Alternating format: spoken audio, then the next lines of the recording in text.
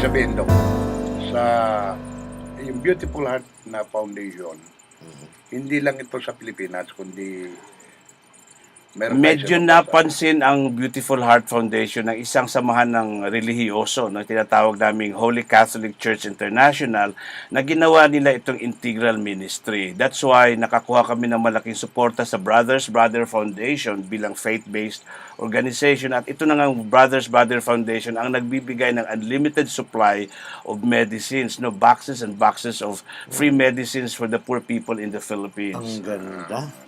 Ang ganda ba, Judges? Ito yung taong kailangan natin. Tayo naman yung nag-initiate ng kuwan. Tayo naman yung may mahabang kamay. Na, Nagiging tulay. Tayo nagiging tulay. Pag inabot sa atin, tayo naman yung Tayo magtatrabaho. nagiging tulay lang tayo. Pero ng pag mga wala tulay. tayong iaabot, galing sa kanila, Wala rin. wala rin. Wala rin. Dahil tayo mga volunteer, mahirap din eh. Ah. Kagaya ng sinasabi. Kaya kailangan tulungan eh. Tulungan talaga. Tulungan. Oo. Tulungan. So, dapat nga ganon. So, ano mang mga proyekto natin yan, Dok? Well, maliban sa tulong medikal, ay ini-empower din namin yung may hirap na magkaroon sila ng livelihood program, no? Kasi hindi naman pwedeng umasa sa tulong sa gobyerno o sa mga non-government organizations. Kailangan marunong din silang tumayo sa kanilang sariling paa, no? Tama So meron kami mga ini-introduce na mga special projects, no? Yung tinatawag namin From Rags to Riches, no? Na kung saan ang mga lumang damit ay hinahabi, ginagawang magagandang placemat or floor mat, no?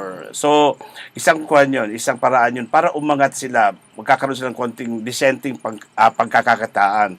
Other than that, may mga training program din kami sa massage, na in fact makikita yan sa YouTube, yung 4 na klaseng pagpamasahe.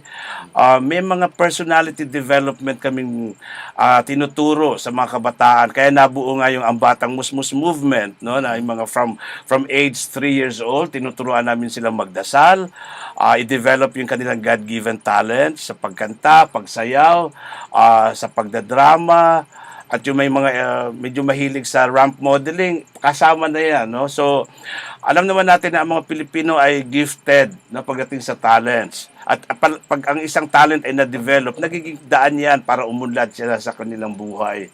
Other than that, may mga degree programs kaming nabuo, no? Master to doctorate program to the Holy Catholic Church International at tinatawag naming Christian Holistic Health. Ito yung magbibigay tibay sa isang manggagamot, isang nurse, isang physical therapist na ang panggagamot ay isang calling, no? Isang calling nasusundan natin ang yapak ng Panginoong Hesus, no, na isa'y hindi lang nanggagamot physical, kundi nanggagamot din siya sa mental problems and of course spiritual problems ng tao, no.